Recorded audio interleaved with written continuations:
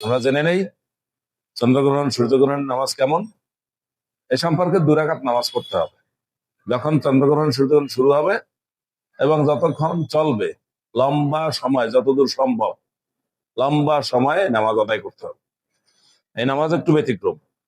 সেটা হচ্ছে এই, স্বাভাবিকভাবে 2 রাকাত নামাজের জন্য ইমাম সাহেব নামাজ আদায় করার চেষ্টা করবেন এবং তিনি তাকবীরে তাহরিমা বলে নামাজ শুরু করে দিবেন।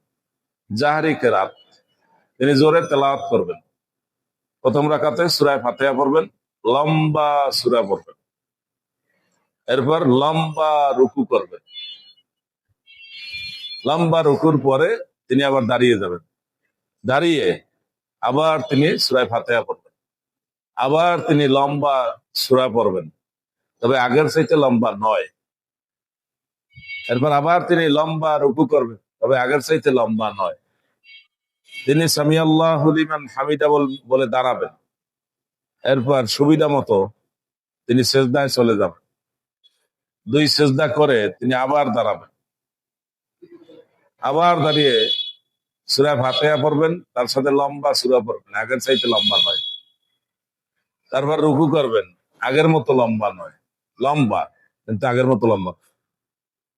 আবার তিনি দাঁড়াবেন, আবার তিনি দাঁড়িয়ে সূরা ফাতিহা পড়বেন। সূরা ফাতিহার সাথে আবার লম্বা সূরা পড়বেন, তবে আগের সূরার চাইতে লম্বা নয়। আবার রুকু করবেন, তবে আগের রুকুর চাইতে লম্বা নয়, তবে রুকুর স্বাভাবিকভাবে লম্বা হবে। এরপর সিজদা করবেন। সর্বশেষ তিনি সালাম বলে নামাজ থেকে অবসর নেবেন। তাহলে আমরা সংক্ষেপে বলতে পারি, সালাতুল কুসুফ চন্দ্রগ্রহণ বা সূর্যগ্রহণের নামাজ হচ্ছে 2 রাকাত নামাজ, কিন্তু তাতে সূরা ফাতিহা 1 রাকাতে 2 বার পড়া হবে, অন্য সূরাও 2 বার পড়া হবে, রুকুও 2 বার করা হবে। একেবারে ব্যতিক্রম।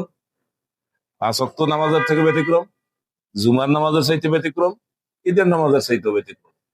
2 বার রুকু করতে হবে, এরকম নামাজ অন্য কোনো নামাজের মধ্যে নাই।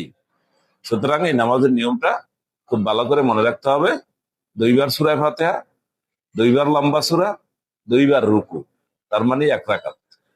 আবার পরের রাকাতে ওইভাবেই 2 বার সূরা ফাতিহা, 2 বার লম্বা সূরা এবং 2 বার রুকু করে তিনি সিজদা করে নামাজ সম্পন্ন করবেন।